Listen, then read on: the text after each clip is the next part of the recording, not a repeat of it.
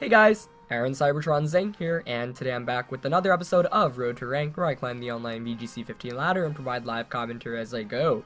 This week we'll be featuring a brand new team. This one was built by Indiana Regional Champion Jeremy Rodriguez, who asked me to feature his team after he won the regional championship, and it's definitely going to be a really fun week because it's got a lot of surprising moves and tricks and Pokemon, including the Sableye and the Whimsicott, but even all the different Pokemon have really cool kind of individual things. So I don't want to spoil too much without actually showing you guys the team and the battle, so we're just going to get into it. Rating did fall down a little bit just because I was streaming on Friday and we were just having a little bit of fun, so we weren't taking the games as seriously. So just under the 1800 mark now. We'll see if we can jump back into like 1800s with 2 wins in today's episode.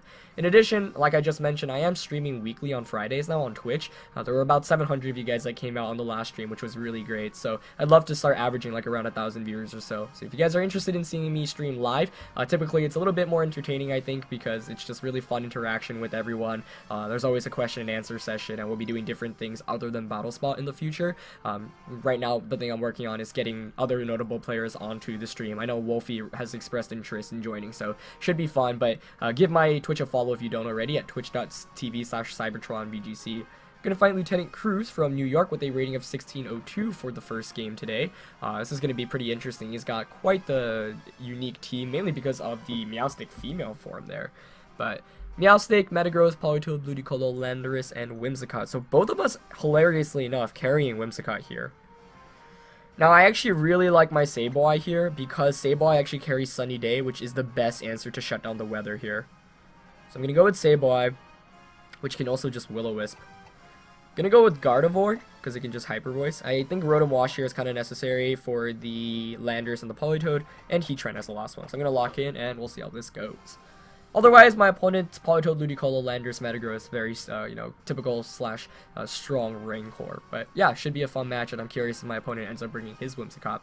As always, if you guys enjoy Road to Rank, please share your support by leaving a like in the video. I'd really appreciate it.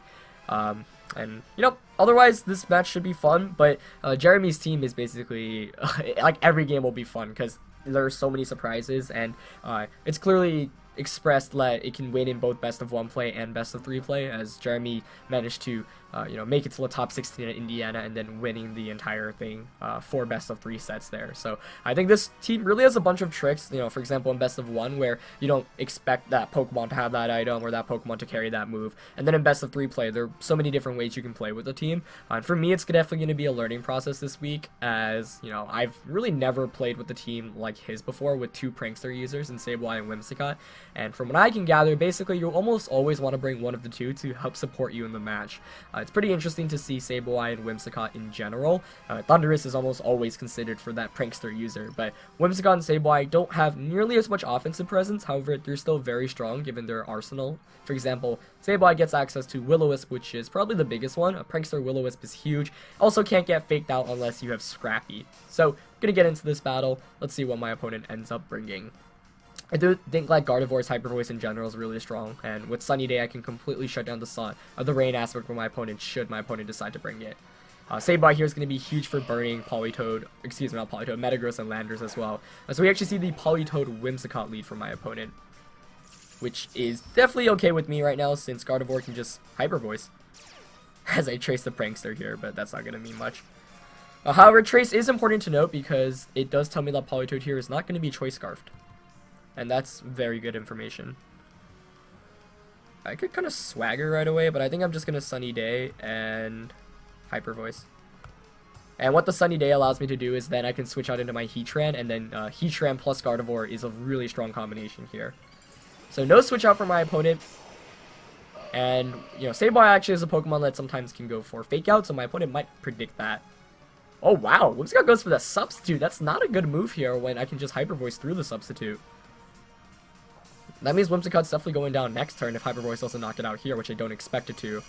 Sunny Day comes out from the Sableye. That does mean that the rain is gone, and Scald will be doing considerably less damage. Hyper Voice there does so much damage to both Pokemon. Not as much to the Sableye, or to the Gardevoir there, but the Scald out, unfortunately, there does get the burn on Sableye, as we see leftovers coming out of Whimsicott. Interesting. So I do have Mental Herb on Sableye, which I think stops the Encore. That's something I should probably know. I could Will-O-Wisp Politoed. Or I could just switch out into Heatran. I kind of like the Will-O-Wisp play here because I think Politoed's probably going to want to switch out. And my opponent really has no option but to switch out into physical type attackers or Ludicolo. And Hyper Voice here just knocks out Whimsicott. So Whimsicott basically wasted a turn there. I'm not really sure why you substitute when you're facing against a Mega Gardevoir, because Hyper Voice obviously goes through the substitute given that it's a sound type attack. But perhaps my opponent kind of just forgot about that. So Politoed does switch out here, so whatever is coming in is going to take the Will-O-Wisp and the Hyper Voice. It's going to be that Metagross, which I'm more than okay with. Unless I'm mistaken about the Encore. Oh, but we see Leech Seed coming out, so I guess this was built to be a bulkier Whimsicott with Sub and Leech Seed. Will-O-Wisp does connect with the Metagross. That's absolutely huge, and that's exactly why I brought Sableye into this matchup. Burning Mega Metagross presumably is going to be very, very good for me in this match. That Hyper Voice doing so much damage to the Metagross does around 40% even through the resist. And with the burn, that basically brings it down to 50%. So the first 2 turns of this game have played out as perfectly as can be, other than the Scald Burn onto Sableye. So that kind of sucks because the Sableye also doesn't carry Recover, so without the Scald Burn, Sableye would be sitting really healthy at 127 HP, but you know what, it's fine. I can't really complain about it given that everything else in this match has gone perfectly. And as I really always talk about in Pokemon, like, you should expect things to go wrong, and you should expect to play around those. So for me, of course, yes, Pokemon has a lot of luck, and you know, the way you win matches is let's expect this, like, how can we figure out how to win even if everything goes against us? That's one way I like to look at the game when you're playing at a very high level. And so Politoed comes back in here. And that's not to say, of course, there's a lot of luck that sometimes you really just can't control. You have to hope that you can, you know, attack through the Rock Slide, flinch, or Swagger. But I think a lot of times players just get really salty about sometimes luck that is inconsequential in the long run if you play smart enough. And so that's one thing I think some players can do to improve their game. So Politoed coming back in means that I can just go for Sunny Day once again, and I'm going to switch Gardevoir out into my Heatran here to take a potential Steel-type attack. With Sunny Day, Heatran actually does pretty well against the Rain on my opponent's team. Might lose Sableye here, but at this point, Sableye has done its job. And I really don't want Gardevoir to take any unnecessary damage. Gardevoir's special defense is pretty high in combination with its HP, so it can actually take special type attacks like Scald pretty well. So I don't want, even though the Metagross is burned, you know, Iron Head or Bullet Punch at that regard still does over 50%. But that literally did only 5 HP of damage to my Heatran. So Sableye here with the Sunny Day really coming through, and it's such a fantastic answer against this Rain team. I really love the Manual Sunny Day. The Manual Sunny Day is actually something that's seen a lot of success. Shoma, our world champion, actually ran it on his Amoonguss, and you see the Heatran there with the Assault Vest, and the Sun takes that like a champion. But yeah, Shoma ran it on his team. Wolfie obviously ran it back in 2012. We see Manual Sun come out a lot. My brother won the 2013 Junior World Championships with it on his Cresselia. So really, really cool. I think Arash had it on his world's winning team too, but I might not be correct on that one. Okay, so with Metagross burned, Politoed's probably inclined to switch out, so once again, I'm going to Will-O-Wisp that slot, and I know I can just Heat Wave here. Whatever Metagross goes for, whether it be a Hammer Arm, actually, he doesn't even switch out Politoed, so as long as Heat Wave doesn't miss here, that means Sun's going to be up for the remainder of this match. Oh wow, but we see Power Up Punch of all moves coming out from that Metagross. That's pretty cool. Not the move you normally see from Metagross. Typically, it's as Heat Wave misses Politoed, but more importantly, connects with Metagross. So, like I was saying, normally if you're going to see a fighting type attack on Metagross, it's going to be Hammer Up. Power Up Punch kind of makes sense to me, though, because after the Power Up Punch, your attacks are doing significantly more damage, but it's a pretty interesting Metagross build there. And as I did mention, this Heatran is Assault Vest, so it's really taking these Scalds like a champion. Assault Vest, Heatran's kind of interesting. Normally, you do see the Shuka Berry, and with the Assault Vest, you know, protecting obviously is not an option, but really helps out against those bulky water types like Politoed. And you see here, it's actually really fun because with the Sun Up, I can actually also Will-O-Wisp my own Heatran. That's a fun combination that players have had in the past before with their teams. You know, when I placed 3rd at Worlds in 2013, I would often Will-O-Wisp my own Eruption, Heatran, and Eruption. Brendan had Will-O-Wisp on his Jellicent and Rotom as well when he won Worlds. So it's a fun combination. You don't use it too often, but actually makes a lot of sense here. Give your Heatran the Flash Fire boost, combine that with the Sun, and suddenly your Heat Waves are doing considerably more damage, even if your opponent's Pokemon resists it. So Landorus is going to be the final Pokemon on my opponent's team, so if I just connect with Will-O-Wisp here, I will be able to win the game. Even if I don't, though, I should have enough firepower in the back to close it out. So I'm just going to go for the Will-O-Wisp here onto the Landorus. Do I want to switch out here? Let's actually pull the switch out into Rotom. Now, this Rotom is also pretty unique. It's not your typical citrus build with Will-O-Wisp. Instead, it's carrying Life Orb and Hidden Power Ice. So, I will be able to just knock out the Landers in one hit, even if Will-O-Wisp doesn't connect here. But Sableye being the real MVP of this match, helping me set up the Sun, helping me burn 3 of my opponent's Pokemon. Rock Slide actually unfortunately misses the Rotom there. So, gonna connect with Sableye. Still does meager damage there. As Politoed's going to go for the Scald, going to target down that Rotom, but in the Sun it does 15 damage and with the resistance. And so that's going to be enough to close out this match. I guess Landers can still go for Rock Slides infinitely, but shouldn't be too bad at this point because Rock Slide's not doing very much damage. Let's see, I'm just going to go for the Foul Play onto Politoed, get some damage off, and just Hidden Power the Landers here. I guess the safer play there is to protect Rotom, let Sableye go down, because that way you basically force double offensive pressure when the Gardevoir comes back in. Because right now, the issue is that Sableye doesn't have much offensive presence, so my opponent's obvious play here is to just Rock Slide Scald. There's no reason to do anything else. And with that, if you get the flinch, then Rotom loses some damage or HP, could potentially get burned from Scald as well. Whereas if I protect and I just bring in Gardevoir, I can just Hyper Voice away. But you know, at this point, we're so far ahead, it'd be very difficult to lose this one since my opponent's playing with the timer with burn as well. But I mean, looking back at it, there's no reason really to make less careless play or more careless plays. That's the thing that players do a lot of the times. Even if you're like so far ahead, you have really no chance of losing the game. Like, you never want to give your opponent that one option of coming back in the game. But actually, we don't even see the Rock Slide potential flinch here as Knockoff comes out from Landers. Don't really understand that play since Rock Slide will pick up the knockout there. And at this point, I think the only way you win this match is by flinching infinitely with Landers.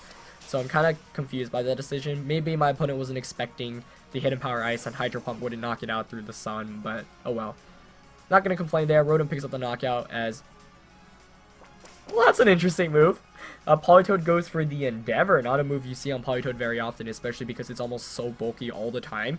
Typically, you want Endeavor on Pokemon that are really frail, for example, Focus Sash Whimsicott, Focus Sash Smeargle, stuff like that, because then you bring them down to 1 HP. Oh, and Aron. But not the case here, so Gardevoir and Rotom will be enough to close out the game, and we do pick up a win with our first game with this team as our opponent forfeits there. Really fun match. I think it was pretty cool to demonstrate how good Sableye can be, even when it's not spamming Swagger or other moves like that. For example, Will-O-Wisp was the main reason we won this one. That Prankster Will-O-Wisp, my opponent really having no answers to it. Still kind of interesting that the Gardevoir, or let the Whimsicott on my opponents then just set up that substitute immediately. You know, that... Whimsicott really didn't do anything in that match. My opponent could have made it a lot more difficult with Tailwind potentially, but Sableye, Heatran, and Gardevoir, really great core there. So we pick up a win. That puts us over the 1800 mark. Let's see if we can maintain it by winning this next game. Otherwise, looking back at that match, I'm pretty content with how things went. Obviously, relying on Will-O-Wisp, its accuracy is always a little bit shaky. 85, even with the boost from the newer generation, is still, you know, a little bit iffy. But the nice thing is Sableye and Rotom, you know, those are Pokemon that typically carry. Will-O-Wisp are bulky enough that you can afford to miss 1 or 2 even, so not that bad. Now, the Sableye on Daniel's team, or Daniel, excuse me, Jeremy's team. I said Daniel actually because I was looking at one of the Skype chats on my phone and the name Daniel popped up, so that's like what first came to my head. But the cool thing about Jeremy's team in general is that you have so many different ways to stop all the potential weird stuff that can happen. So for example, the Sableye carries the Mental Orb as opposed to a recovery item because, you know, that stops the taunt. So we're going to find our next opponent also running a Meowstic, so lots of Prankster today, even though we didn't see it in that first game very much. But opponent here rocking a team of Kangaskhan, Landorus, Aegislash, Rotom Wash, Entei, and Meowstic, albeit this one the male form. So this one's the Prankster one. Now, let's see. Once again, I think Sableye is going to be fantastic in this one. Being able to Swagger the Aegislash is actually really good. I think Swagger is one of the best answers to Aegislash, even though it's 50-50. You basically force to switch out because once it chooses to attack in Blade form, it gets so much more difficult. So, going to lead with the Sableye here. Will-O-Wisp against everything else can be really good. Now, the Whimsicott could potentially have Safeguard, which I might want to try to beat. So that's going to be a little bit difficult, for sure. This time, Gardevoir is not as easy to lead with, so I do really need to figure out what to bring. Especially without Intimidate on his team, it becomes a little bit more difficult. So I like Sableye. I kind of like Rotom Washer because it completely shuts down Landorus and Entei. Let's think, though. Basically, right now I've eliminated bringing Whimsicott in this match because I don't think Tailwind's the best route. And if I bring Rotom, Gardevoir, and Terrakion, then I don't have Heatran for the Aegislash. But my matchup against I do think I need Terrakion for the Kangaskhan specifically, and the Entei. So yeah, I like Sableye, Rotom as a lead. Definitely want Terrakion on the back. And you know what? I'm going to bring Gardevoir. With the Swagger on Rotom, or Swagger on the Sableye, and Rotom being Life Orb, I think I'll have enough firepower to knock out the Aegislash. So it shouldn't be too bad. The real question is, does my opponent's Kangaskhan have Fake Out and Scrappy? If you have a combination of those, then you can Fake Out my Sableye to prevent it from attacking on the first turn. Otherwise, Sableye completely walls Kangaskhan. John Hu actually finished in the top 4 at US Nationals last year with Sableye, as we see the Aegislash Rotom lead from my opponent. So, I'm pretty content with this because, like I mentioned, I'm actually just going to go straight for Swagger onto Aegislash. And Rotom here, I think I'm just going to Thunderbolt my opponent's Rotom. And I do want to eliminate the Aegislash on my opponent's end here. The reason why Swagger is a pretty safe play here is your Aegislash can't do anything to stop it. You know, Protect obviously isn't a move that Aegislash uses. Instead, opting for King Shield, Swagger does go through that. If you King Shield, I mean, you just waste the turn and you force the switch out. If you attack here, which you're probably inclined to do, then you're going to be taking potential 40% worth of damage and forcing the switch out there. Typically, after Aegislash gets Swaggered, not a very good idea. But I actually missed the Swagger, which really, really sucks. That 90 accuracy coming in there. Thunderbolt there to the Rotom Wash does around 60% of damage. No Citrus Berry there, so we see the Thunderbolt coming out from my opponent's Rotom as well. And Aegislash does attack. Man, that's a bummer. So if we see the double up onto Rotom, that'd be huge. Shadow Ball coming out here. But targeting now the Sableye, okay. My opponent's Rotom also not having a Citrus Berry, so Thunderbolt knocks it out. But Sableye took a lot of unnecessary damage. So now the question is, do I just Foul Play him or do I Swagger again? Because he might switch out. I'm going to go for the Foul Play here, and I'm just going to Thunderbolt Rotom. I kind of want to double up into Aegislash, because it might switch out here. I'm going to double up here.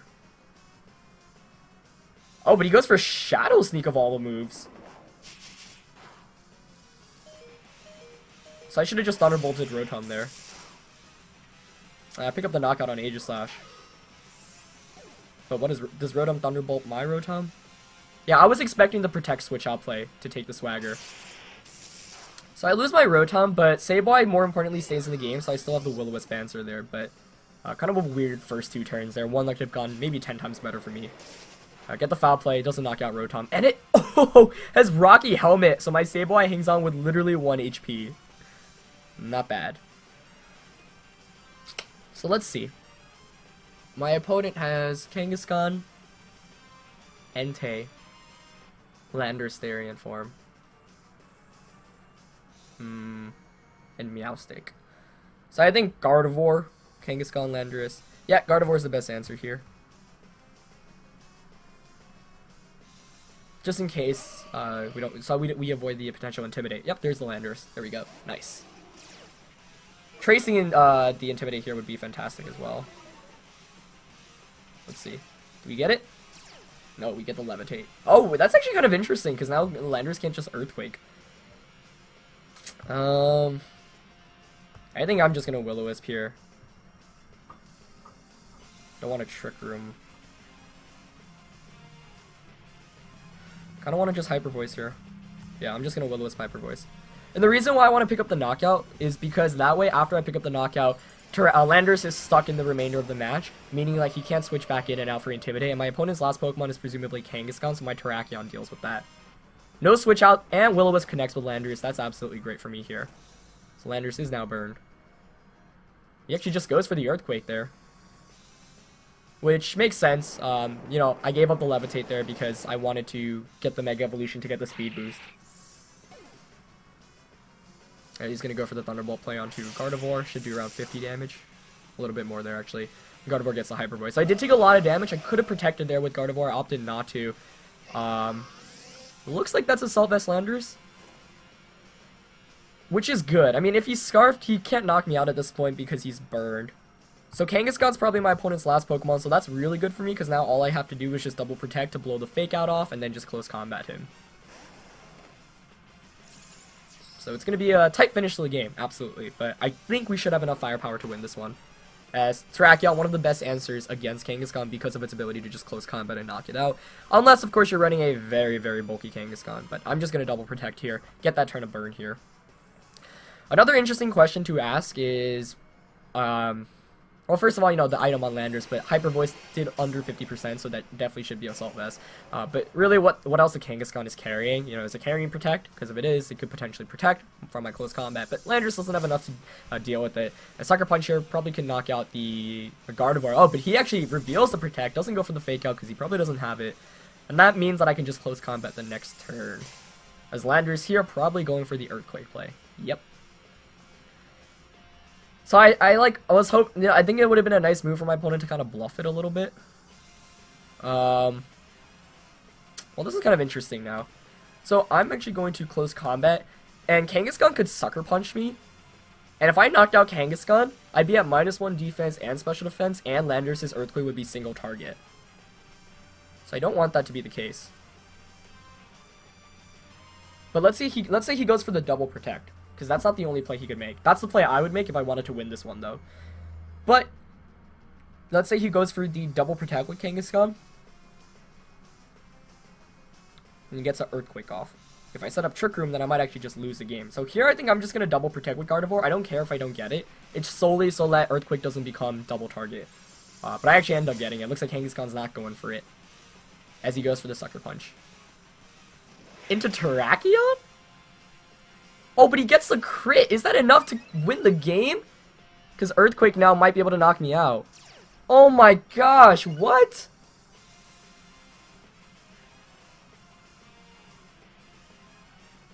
Wow, I guess he was going for that chip damage. And now with the defense and special defense drop, I don't think I can take the Earthquake. I might have just lost this one. Let's see.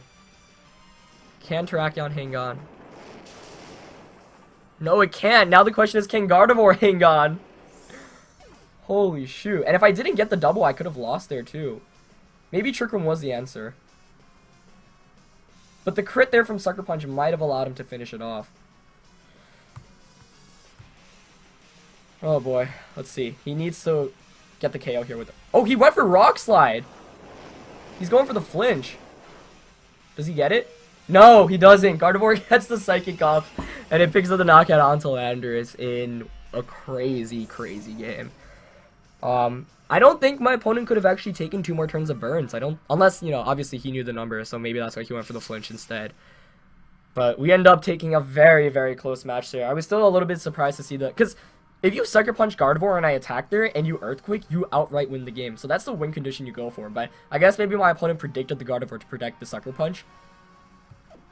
But I'm not sure. I think Earthquake might have been able to pick up the knockout. I mean, it was single target there. Of course, my opponent's Landorus was burned, so obviously that was the game changer. But I think Landorus was strong enough to pick up the knockout there, so my opponent might have been misplayed a little bit there with the Rock Slide, going for the flinch chance as opposed to just going for a damage roll or outright winning the game. But we pick up 2 wins in a row with our very first episode with Jeremy's team. 2 really, really fun games at that. So thank you to him for allowing me to use it, and I'm really excited to feature the team a little bit more as we go on for the rest of the week. But I hope you guys enjoyed this episode. Huge shout outs to Jeremy once again for allowing me to use it. After this, we should be around 18-15 or so. So this week with Jeremy's team, we're really going to see how high we can climb up the upper ladder with his team. But yeah, that's going to be it for this episode, guys. Hope you guys enjoyed it. I certainly had a lot of fun, especially in that second game. As always, leave a like if you did, and I'll see you guys next time. Alright, peace.